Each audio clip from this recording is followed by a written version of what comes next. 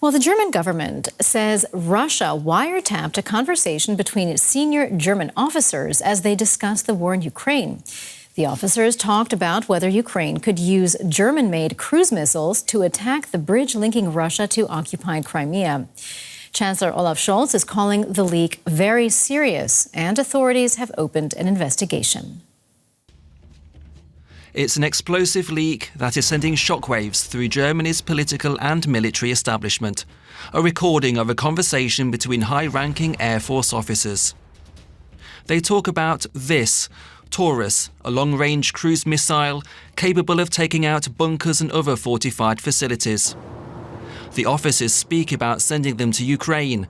They also mention possible targets, including the Kerch Bridge linking Crimea with Russia, seen by Ukraine as a symbol of Russian occupation. One officer allegedly says this: "We've looked closely at the bridge. It is unfortunately like a landing strip due to its size.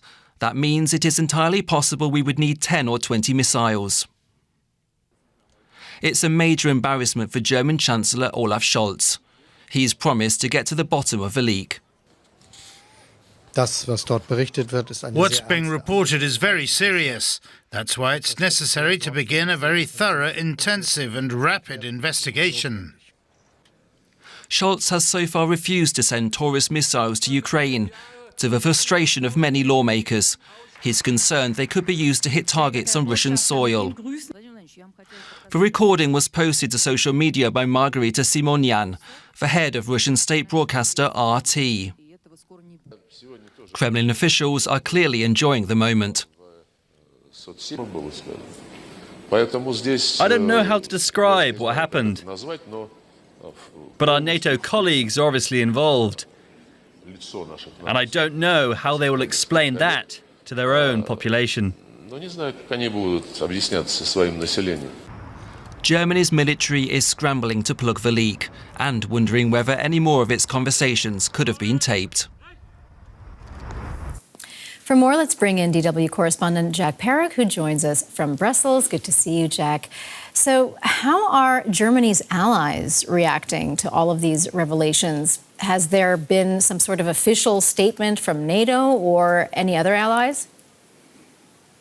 So I reached out to NATO earlier today and they said simply, as expected, frankly, we do not comment on intelligence. Clearly what was recorded in these recordings that the Russian state broadcaster RT had published were intelligence conversations, and that is extremely difficult for NATO and obviously the German government to look into because of how sensitive this information is. We saw Sergei Lavrov, the Russian foreign minister. It's clear that this plays very much into the hands of the Russian narrative surrounding the war in Ukraine. So NATO is unlikely to make any public statements clearly about the details of this leak. But what they will try to do is try to isolate it, support the German government in order to try and find out where this came from and what happened.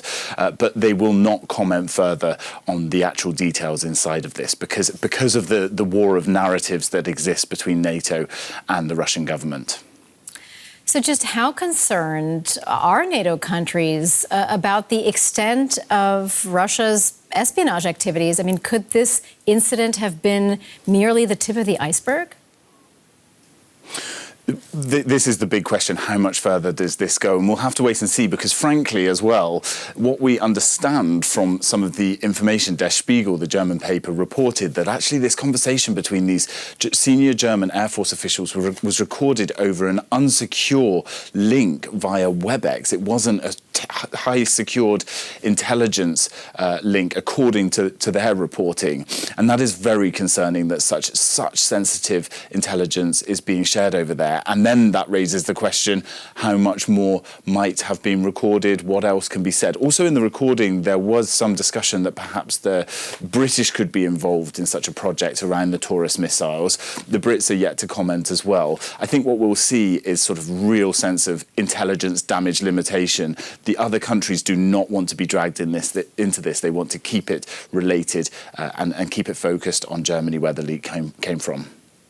That was DW's Jack Parrock in Brussels for us. Jack, thanks a lot for your reporting.